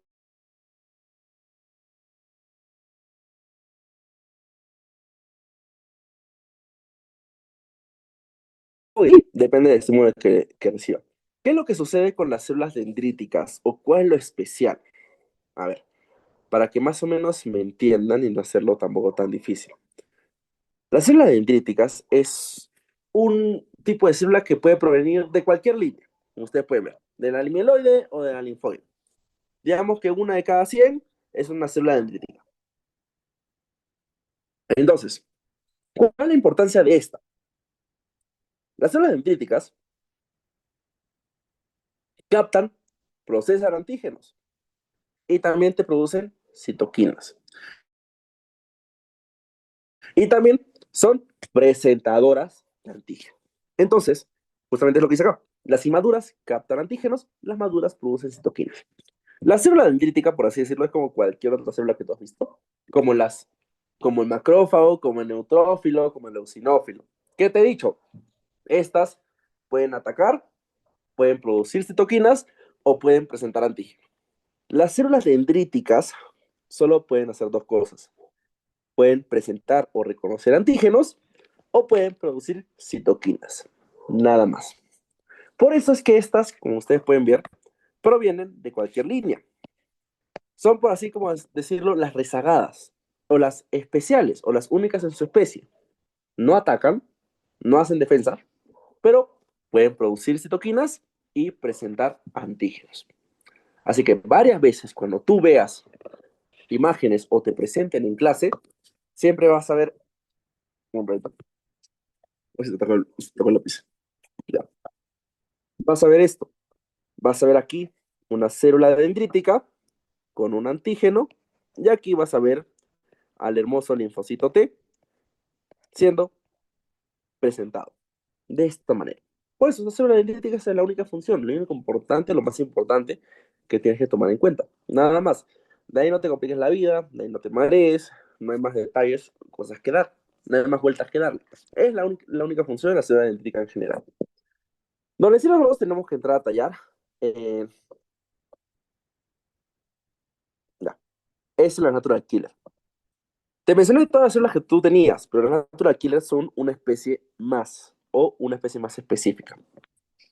Estas provienen de la línea linfoide. Y aquí va a ser el gran pero. Vas a decir, Gonzalo, pero tú me has dicho que los linfocitos solo están presentes en la inmunidad adquirida. Este es el gran pero. Los natural killer en sí son una línea linfoide, pero son una subclase de linfocitos ¿Y de qué se encargan estos natural killers? Como su propio nombre lo dice, son asesinos naturales o que solo van a ir y van a ir a matar. Es su única función que tienen. No van a esperar receptores, no van a esperar antígenos, no van a esperar que los presenten, nada. Van y al toque matan. Entonces, por eso es la importancia de los natural killers. ¿Cómo actúan? Digamos que el otro alquiler es como un supervisor o un director, o si tú te acuerdas en el colegio, no sé si pasaba en tu colegio, pero te doy como un ejemplo. Digamos que para tú salir al baño tenías que pedir permiso. O a veces, digamos que si estabas correteando por ahí libre, tenías que tener tu tarjeta de permiso. Entonces, venía el supervisor, venía el director, el que sea, el superintendente, lo que quieras, y te pedía a ti tu pase, ¿no? Decía, por favor, dame tu pase, a ver si verdaderamente tú puedes ir al baño. Otro ejemplo, tú para entrar a una discoteca, más común ahorita para nosotros, o para ustedes, necesitas que DNI azul, ¿no? Sin DNI azul, no entras. Entonces, el pata de la seguridad te dice, por favor, dame tu DNI azul. Si no tienes DNI azul, te bota, te echa. Entonces, el Natural Killer actúa de una manera similar. ¿Qué pasa? Este va a ir a célula por célula y va a buscar que hayan por favor, pienso que es un temblor. Y van a buscar que expresen una molécula. Aquí está el Natural Killer y aquí está una célula común y corriente. Entonces, esta célula necesita el DNA azul. ¿Y cuál es el DNA azul? Algo que se conoce como HLA-1 o molécula de histocompatibilidad clase 1. Si lo expresa, chévere. El Natural Killer dice, ok, tú perteneces acá, no te mato. Pero, ¿qué sucede? Si no lo expresa, el Natural Killer lo mira con malos ojos, es decir, como si tuviera solo DNA amarillo, y lo bota. Y en este caso, ¿qué es lo que va a hacer el Natural Killer? Va a destruir la célula. Entonces recuerda, aquí ¿qué me importa que esté presente? El HLA-1. Gonzalo, ¿en qué situaciones pierdo HLA-1? Por ejemplo, cuando esta célula es infectada por una bacteria, pierde la expresión del HLA-1. Otro ejemplo, cánceres iniciales, las células patológicas pierden la expresión del HLA-1. Con el cáncer es un detalle más especial. ¿Por qué? Porque el cáncer también busca alternativas para evitar ser destruido. Por eso cánceres avanzados o más especializados expresan este HLA-1, evitan su destrucción. Parte importante de la inmunología, saber cómo actúan los natural killers. Por eso te digo, células infectadas, células cancerígenas, pierden la expresión del HLA-1. Y en ese caso, ahí el natural killer sí puede actuar. Células normales expresan HLA-1, el natural killer lo identifica como bueno, como su DNA azul, entonces deja que pase y deja que siga viviendo. Ahora, ¿qué sucede? ¿Cómo actúa el natural killer entonces, Gonzalo? ¿Qué es lo que hace? Secreta dos cosas, perforinas y granzimas. Cuando no identifica este HLA-1, me secreta estas enzimas. ¿Y qué hace? Aquí está la célula, digamos, infectada. Célula infectada. Y primero secretamos las perforinas. Como su propio nombre lo dice, perforina significa que perfora. ¿Y qué va a perforar? La capa celular de esta célula, formando una abertura. A través de esta abertura, ya, entra el paso número 2. Entran las granzimas. Y estas granzimas pasan como Pedro en su casa y llegan adentro de la célula. Pasan hasta el frente, pasan hasta núcleo. Y aquí adentro van a activar a tu sistema de caspasas. Las caspasas, recuerda que cuando tú las activas es una muerte programada que tiene la célula. Entonces, al activar a las caspasas, haces que esta célula haga apoptosis. Y de esa manera la destruyes. Y colorín colorado, colorado, tu célula se ha acabado. Y así muere. Hay otra forma también, que es a través de los anticuerpos. Y en este caso, hay anticuerpos que se unen a antígenos que están en las células que atacan, células infectadas, cáncer, bacterias, etc. Entonces, el natural killer tiene un receptor, el CD16, que puede reconocer estos anticuerpos. Y al reconocerlos, de igual manera, lleva a la liberación de perforinas y granzimas. Es decir, que de esta manera es mucho más fácil. Es como si le hubieran hecho la tarea al pata de seguridad de la puerta. Es como que le hubieran dicho, este tiene DNI azul, este de amarillo, este azul, este amarillo. Acá es igualito. Aquí le dan fácil. Un ratito, chicos, me están pasando lista. Deme un ratito, chicos, deme un ratito. Deme los minutos. No, no, pasen lista. No pasa nada. No pasa nada. Espérate. Espérame, chicos, no me corten. Recording in progress. Hernández. Presente, doctor. Eso, papá. Ya, ahora sí. Me van a avisar, no se preocupen. Es una clase de auditoría. Por eso, perdón, es hora ahora, pero prioricé darles las clases. Así que, prioridades. En fin, entonces, como les dije, esto es como que le hicieron el trabajo mucho más fácil. Ya no tiene que pasar uno por uno, vean si tiene el HLA1 o no.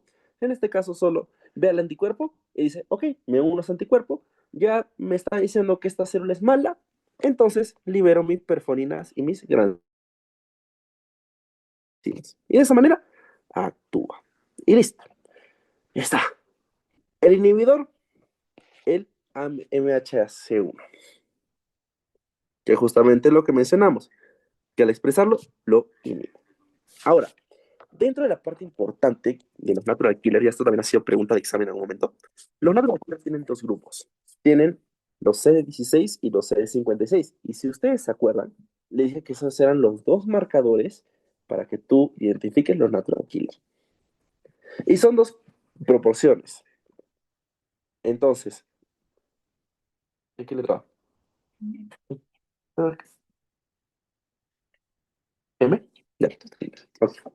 Entonces, los CD56 también se les conoce como bright. ¿Cuál es la importancia en sí? Los bright se dice que son aproximadamente el 10% y tienen una poca toxicidad. ¿Cuál es la función principal de estos CD56? La producción de citoquinas. Por eso te dice que es inmunoregulador. Te produce interferón gamma, factor necrosis tumoral alfa, interleuquina 10, interleuquina 12. Por eso se les considera como inmunoreguladores. Estos, de igual manera, se pueden activar sobre todo por otras interleuquinas. ¿Quién te activa estos bright? La interleuquina 12, la interleuquina 15 o la interleuquina 18.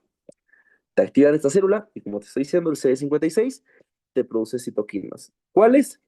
Estas de acá. Pero por otro lado tienes las CD16. La CD16, ¿cuál es la importancia? La CD16 también se le conoce como CD56-DIM, por eso. Es decir, que estas tienen bajo CD56.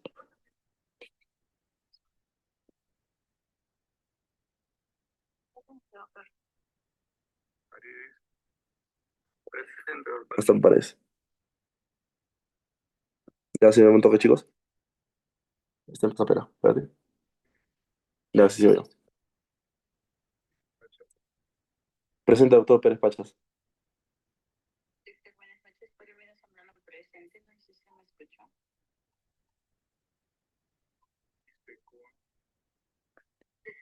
Ya, listo. Ya decíamos. ¿Y qué expresan más? Expresan más CD16, que es otro receptor. ¿Cuál es la diferencia, digamos, con este? El de aquí es justo lo que te mencioné acá,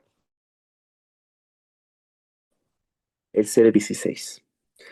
Los natural killers CD16 son los que identifican a la inmunoglobulina, mayormente inmunoglobulina G.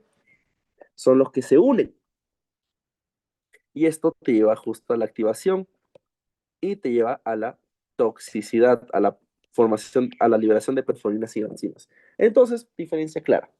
CD56 produce citoquinas, el CD16 es aquel molécula que te puede reaccionar a la inmunoglobulina, lo que te expliqué antes de DNA azul, amarillo, alguien que te facilite la vida, y de esta manera se activa el natural killer y produce toxicidad.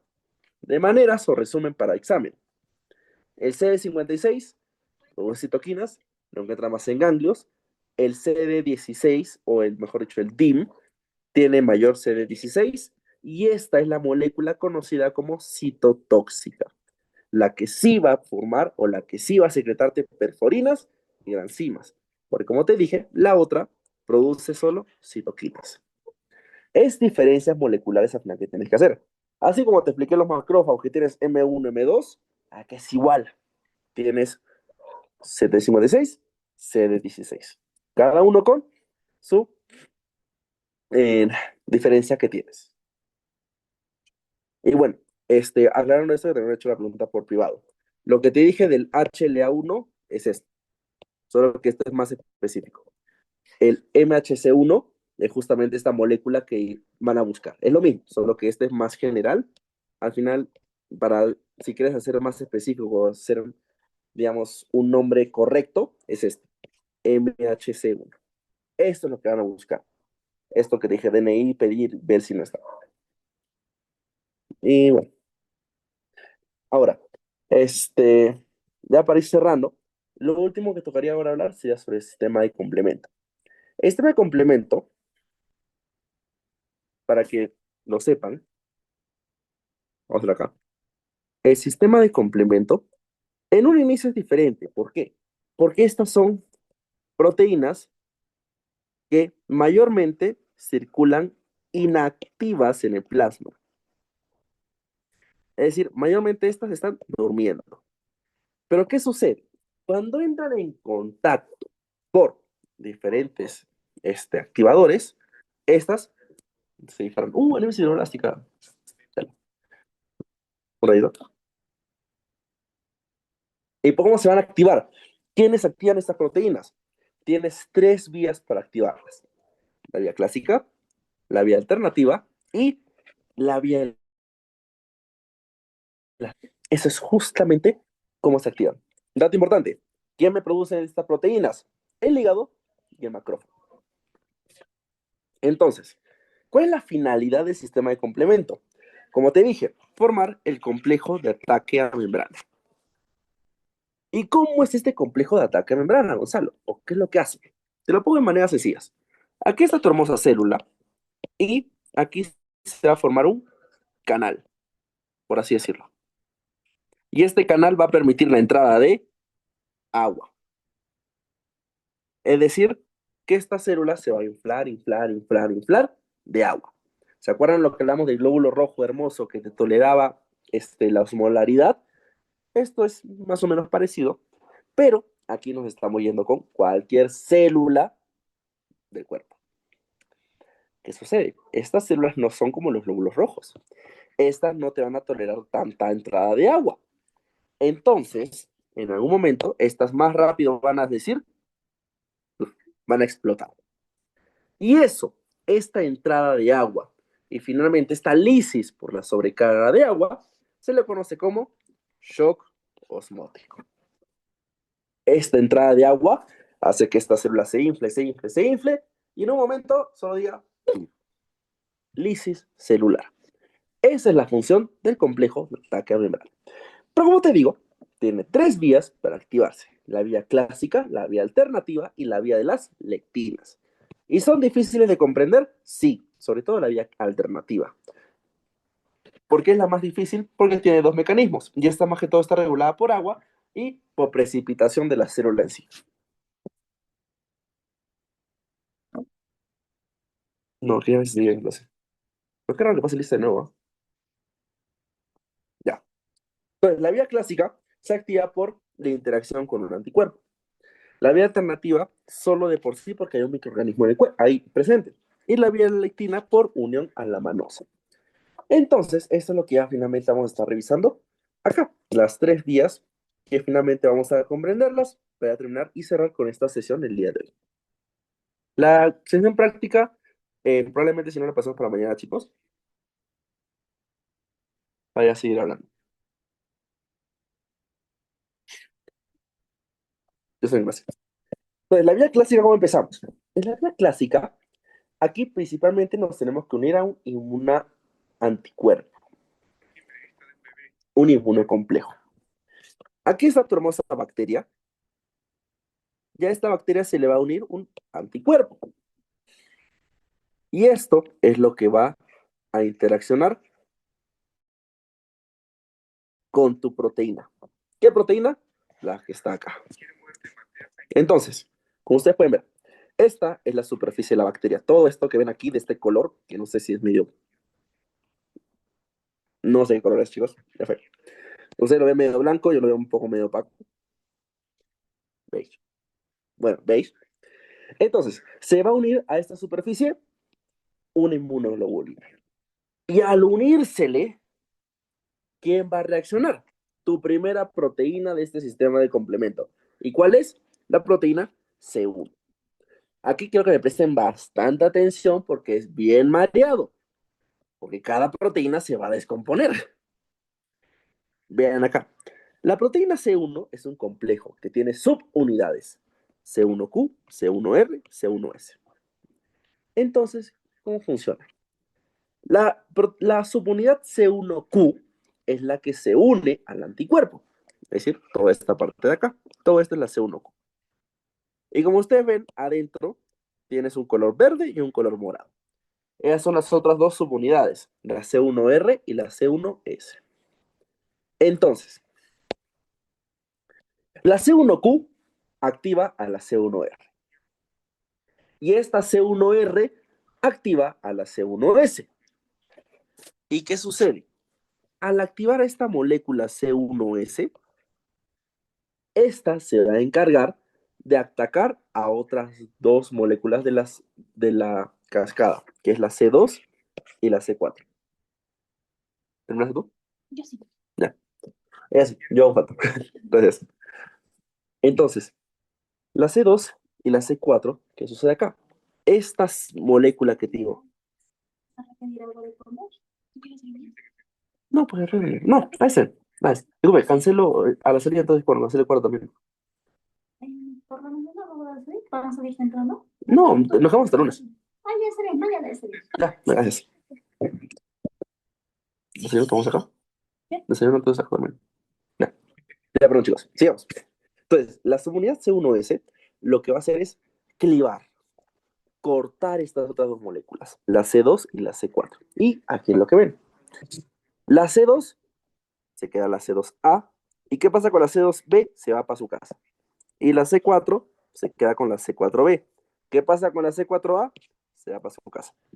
O sea, nos quedamos con la C2A, C4B. Y esto, de nuevo, forma otro complejo, que es el complejo C4B, C2A.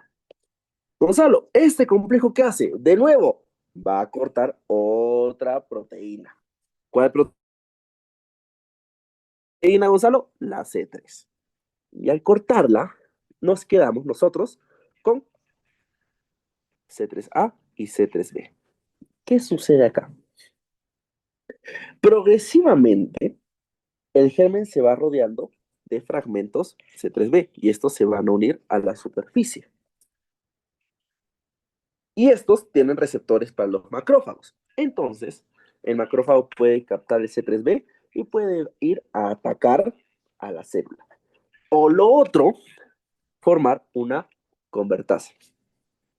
Miren, bueno, son dos caminos que se puede seguir. Vamos a la opción 1, a la opción 2. El C3B, por así solo, puede ser captado o identificado por quién? Por el macrófago. Y al captarlo, le está diciendo, oye, ven acá, esta célula es mala, tenemos que matarla. Entonces, este C3B fomenta la fagocitosis. La opción 2, este C3B se va a unir a las otras dos moléculas y va a formarte el complejo C4B, 2A, 3B. Y este complejo gigante va a ir contra otra proteína, que es la C5. Y esta ya forma parte de la vía común, que es acá. C4B, 2A, 3B. ¿Qué pasa con esta? Activa el C5 y el C5B atrae después las otras subunidades. C6, C7, C8, C9. Cada subunidad que va atrayendo te va formando más justo esta unión o este complejo de ataque membrana que te había mencionado aquí, de esta manera. El C5B, como ustedes pueden ver, atrae al C6, al C7, al C8. Una vez formamos todo este complejo gigante, C5B, C6, C7, C8, se empieza a traer todas las proteínas C9. Y estas proteínas se empiezan a juntar una tras otra, tras otra, tras otra. Finalmente, estas proteínas C9 forman esta especie de tubo por donde finalmente recorre el agua. Esta es la manera como tú formas este complejo de ataque membrana. El C5B atrae a las demás, al 6, al 7, al 8. Juntas atraen a todas las proteínas 9 para que se junten y formen este tubo por el cual va a discurrir el agua. Esta es al final cómo se forma el complejo de ataque membrana, cómo al final se destruye la célula. Entonces, todo por eso le digo que es mareado, sí es mareado, chicos. O sea, eso es, no vamos a mentir aquí, no vamos a ser floreros, pero la voy a ir entendiendo poco a poco. Esa es la vía clásica. Y aunque no lo crean, es la vía más fácil. Porque ahora vamos con la vía más difícil, que es la vía de la alternativa. Entonces, la vía alternativa, para nosotros poder comprenderla, mmm, vamos a ver cómo te la puedo explicar más fácil. Me asusté. Ya. Vamos con la vía alternativa. La vía alternativa en sí es parte ya netamente de la inmunidad innata completamente, porque han visto que la otra depende de inmunoglobulina, o sea, depende de una parte de la inmunidad adquirida. En cambio, esta no. Esta, completamente innata, se activa por factores comunes en el cuerpo y por la presencia de un germen. Entonces, ¿cómo sucede esto? ¿O qué es lo que pasa? Vamos a explicarte de esta manera. El primer factor más importante de esta vía tienes que comprender que es el C3, de frente. Aquí no olvidamos del C4, del C2, nada, C3. Y este C3 normalmente está activado, pero digamos que moderadamente o en fases lentas. Pero cuando está presente la bacteria, se activa mucho más. Entonces, empezamos acá.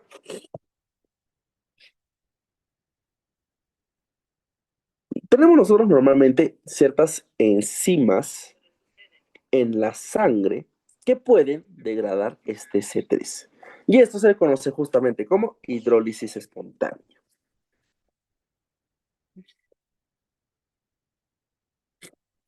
Entonces, ¿cómo sucede esto? Como ustedes pueden ver, este C3 pasa a hidrólisis espontánea. Se forma C3H2O. Este se une al factor B, permitiendo que este sea clivado por el factor D y forme BA y BB. De nuevo, este otro complejo se forma uno nuevo, que es el C3H2O-BB. Este es un complejo que va a cortar la proteína C3. Vamos a repetir. Todo esto es como un antecedente, esto es como una preparación. El C3 se une al agua, ambos se unen a la proteína B, a este factor B, y al estar unidos, permiten que el factor D de dedo corte a este factor B, formando BB y BA. El BA dice para afuera, para tu casa, y nos quedamos con el BB. Y aquí se forma entonces un complejo de ataque. El C3H2BB. Este C3H2BB, Gonzalo, ¿qué es lo que va a hacer? Va a cortar proteína C3. Por eso está de nuevo acá. Solo que ahora este complejo unido entre los tres van a cortar proteína C3. Y la cortan en C3B y C3A. De esta manera es como obtenemos C3B. ¿Qué sucede? Normalmente, aquí, lo normal es que este C3B al final termine muriendo o termine siendo inactivado. ¿Por qué? Porque no hay nada. Pero cuando nosotros tenemos la presencia de un germen, cambia la historia. Porque este C3B se va a unir a la superficie de la bacteria. Y al estar presente en la superficie, cambia mi cuento. ¿Qué pasa acá? Como ustedes ven,